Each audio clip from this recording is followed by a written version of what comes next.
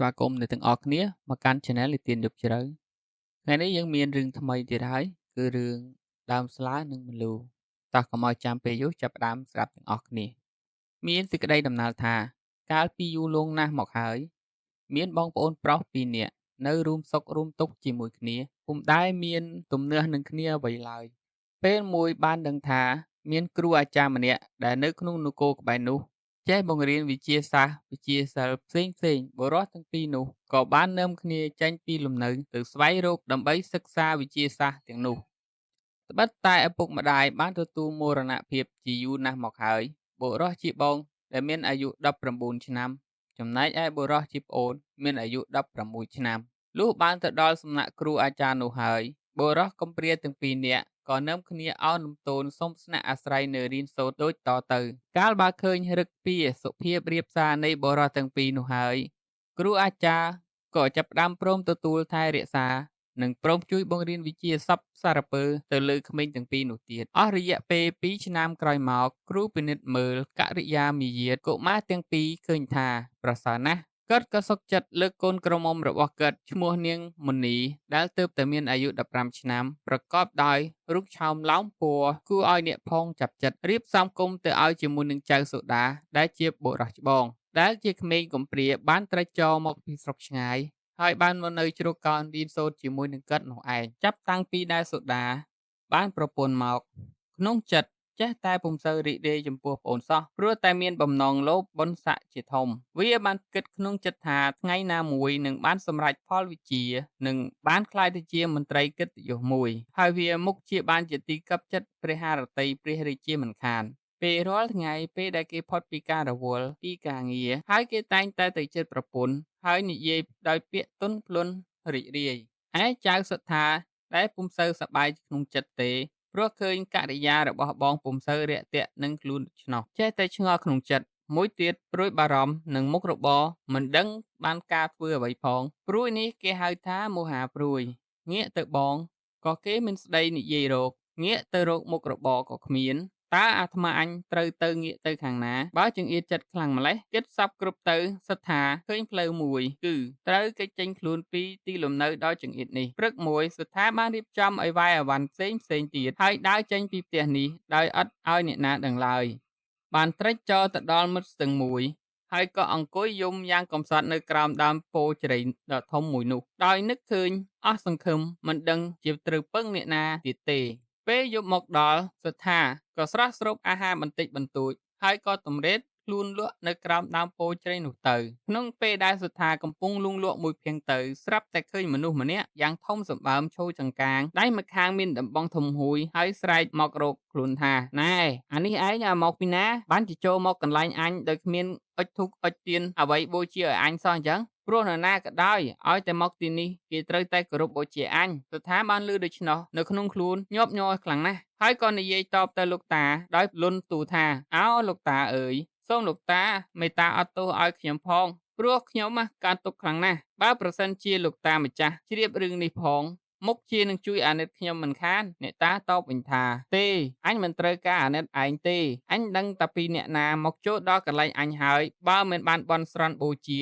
អញត្រូវតែបំផ្លាញអ្នកនោះឯងគ្មានត្រាប្រណីឡើយថាហើយអ្នកតាកំណាចក៏លើកដំបងចង្អុលទៅសត្ថាមិត្តសេពមុនគាថាមិនយូរប្រមាណកំឡោះនោះក៏ប្រែខ្លួនទៅជាដុំថ្មដ៏ធំសស្អាតមួយស្ថិតនៅក្បែរស្ទឹងនោះឯអ្នកតាចង្រៃបន្ទាប់ពីជប់ឲ្យសត្ថាខ្លាយទៅជាដុំថ្មហើយក៏បានរលាយបាត់ក្នុងពេលនោះទៅនិយាយពីនាយសូដាជាបងកាលដែលបានដឹងថាប្អូនបានរត់ចេញពីផ្ទះទៅបាត់ហើយក៏នឹកដល់ប្អូនជាពន់ពេកនឹកដល់គ្រាកំសត់កំរជាមួយគ្នាតាំងពីឪពុកស្លាប់ចោលរហូតដល់ខ្លួនមានប្រពន្ធនេះគិតសពគ្រប់ទៅនាយសូដាក៏បានលាប្រពន្ធនិងឪពុកក្មេក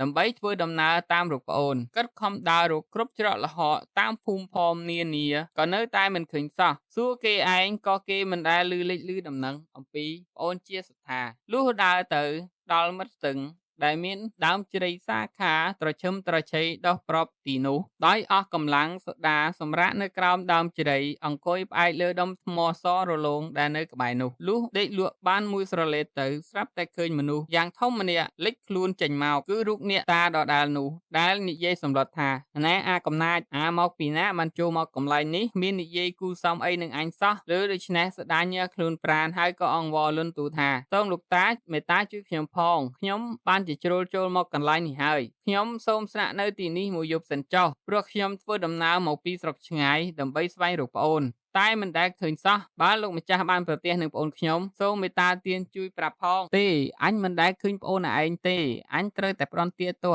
ឯងក្នុងពេលនេះ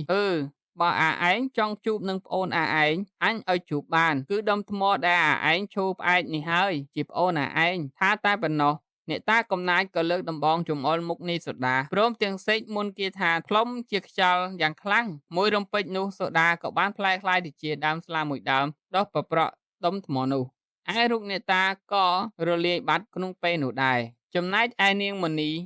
ដែលជាភរិយាក្រោយដែលបាត់ប្តីយូរមិនដែលឃើញត្រឡប់មកវិញក៏ដាច់ចិត្តលាឪពុកទៅតាមរកប្តីដោយហេតុតែនឹករលឹកប្តីខ្លាំងពេកត្រឹមនៅពុំបាននាងក៏ដាច់ចិត្តហ៊ានដើរកាត់ព្រៃកាត់វាលតែម្នាក់ឯងមានតែសត្វសាហាវយងក្នុងជាគ្នាតែប៉ុណ្ណោះនាងដើរទៅក៏បានទៅដល់មាត់ស្ទឹងដែលមានដើមជ្រៃធំជាលំនៅឋាននៃអ្នកតាកំណាចដដែលនោះបានឃើញដើមជ្រៃដ៏ធំមានមេឃសាខាហើយនៅក្បែរដើមជ្រៃនាងឃើញដុំថ្មធំសរលោងនិងដើមស្លាមួយដើមបែកមេឃមានផ្លែធ្លាក់សំយ៉ាងនៅក្បែរដុំថ្មនោះដោយនាងអស់កម្លាំងខ្លាំងណាស់ដែរនាងក៏អង្គុយផ្អែកទម្រេតខ្លួនទៅនឹងគល់ស្លានោះហើយក៏ដេកលក់មួយសន្ទុះអ្នកតាកំណាចដដែលនោះបានសម្លុតនាងដោយប្រើពាក្យផ្សេងដូចកាលសម្លុតសថានិងសូដាដែរទោះបីនាងខំអង្វរយ៉ាងណាក៏អ្នកតាចង្រៃនោះមិនព្រមចេះតែស្រែកខ្លាំងឡើងថាអញត្រូវតែបំផ្លាញជីវិតនាងឯងក្នុងពេលនេះនាងមិនព្រមឈប់អង្វរទេនៅតែទទូចថាសូមលោកតាកុំអាលបំផ្លាញជីវិតខ្ញុំអីបើមុននឹងខ្ញុំស្លាប់សូមឲ្យខ្ញុំបានជួបនឹងប្អូនថ្លៃព្រមទាំងប្តីខ្ញុំសិនអ្នកតាកំណាចសើចចំអកខ្លាំងឯនាងមនីភ័យញ័រកាន់តែខ្លាំងឡើងឃើញដូច្នេះអ្នកតាក៏ចូលមកជិតហើយស្រែកតួដីជាសំឡេងថាបើនាងឯងចង់ជួបនឹងប្អូនថ្លៃព្រមទាំងប្តីនាងឯងមិនអីទេអញឲ្យជួបបានហើយនាងឯងធ្លាប់នេបនិតនឹងប្តីយ៉ាងណាអញនឹងឲ្យនេបនិតយ៉ាងនោះទៀតដើមស្លាដែលនាងអង្គុយផ្អែកនេះហើយគឺជាប្តីនាងឯដុំថ្មស្អាតមួយដុំនោះគឺជាប្អូនថ្លៃនាងឥឡូវនាងឯងបានទៅនៅជាមួយពួកវាចោះថាតែប៉ុណ្ណោះអ្នកតាក៏លើកដំបងចង្អុលដូចមុនទៀតរូបនាងមនីក៏បានខ្លាចទៅជាដើមមលូដោះលឿសជ័យវាឡើងតោងលើដើមស្លាមួយរំពេចអ្នកតាក៏បានរលាយបាតក្នុងពេលនោះទៀតដែរក្នុងកាលជាចំណេរតមកមានព្រះរាជាមួយអង្គបាននាំពលសេនាចុះទៅប្រព្រឹត្តព្រៃបានប្រទះនឹងដើមជ្រៃព្រមទាំងដុំថ្មសស្អាតនិងដើមស្លាមលូដោះប្រពាក់ប្រព្រឹត្តគ្នាដែលជាហេតុឲ្យព្រះអង្គនឹកថ្លៃក្នុងព្រះハរតីជាពន់ពេកក៏សួររកអ្នកណាដឹងរឿងរ៉ាវវត្ថុទាំង3នេះមិនយូរប៉ុន្មានមានអ្នកដឹងរឿងរ៉ាវនេះគឺពួកអ្នកស្រុកខាងទីនេះដែលបានប្រទះឃើញហេតុការណ៍ច្បាស់បានយកមកក្រាបទូលព្រះរាជាតាមដំណើររឿងសពគ្រប់ព្រះអង្គក៏ចាត់ឲ្យសេនាអាមាត្យយកស្រាមកហើយបេះផ្លែស្លានិងស្លឹកម្លូទៅដាក់លើដុំថ្មនោះរួចក៏ចាក់ស្រោចពីលើវត្ថុទាំង3ក្នុងគ្រានោះវត្ថុទាំង3ក៏រលាយជាទឹកដែលមានពឿក្រហមដូចជាឈាមហូរចុះមកលើផ្ទៃធរណីព្រះរាជាទ្រង់ទតនៅឧបតវហេតុនេះហើយគង់ក៏ឆ្វេងយល់ថាអ្នកទាំង3នេះពីជាតិមុនស្រឡាញ់គ្នាណាស់បានជាជាតិនេះនៅតែជារូបធាតុដែលអាចផ្សំគ្នាបានទៀតយ៉ាងដូចនេះដោយព្រះអង្គចង់ទុកអនុស្សាវរីយ៍យ៉ាងប្លែកនេះឲ្យស្ថិតថេរបានយូរអង្វែងទៅទ្រង់ក៏បញ្ជាឲ្យបញ្ញត្តិច្បាប់ឲ្យពពួកអ្នកស្រុកយកវត្ថុទាំង3នេះគឺម្លូស្លានិងស្រាសម្រាប់ធ្វើជាជ័យមង្គលក្នុងការរៀបបង្កប់កូនខ្ចីដែលទើបនឹងកើតក្នុងពេលរៀបអាពាហ៍ពិពាហ៍និងក្នុងឱកាសពិធីបុណ្យខ្មោចមានអ្នកស្រុកខ្លះក៏យកដុំថ្មដុតធ្វើជាកំបោរហើយទទួលទានជាមួយនឹងម្លូស្លារហូតដល់សប្តាហ៍ថ្ងៃមកឯដើមស្លាតែងតែបាននៅជាការនិយមរបស់ដើមម្លូគឺថាម្លូចូលចិត្តវាឡើងដើមស្លាជាងអ្វីទាំងអស់នេះក៏ដោយសារតែអ្នកទាំងពីរជាប្តីនិងប្រពន្ធស្មោះស្ម័គ្រនឹងគ្នានៅក្នុងរឿងព្រេងនេះចប់អរគុណសម្រាប់ការតាមដានទស្សនាស្ដាប់នៃការនិទានសូមចុច Subscribe និងចុច Like comment ម្នាក់មួយសូមអរគុណ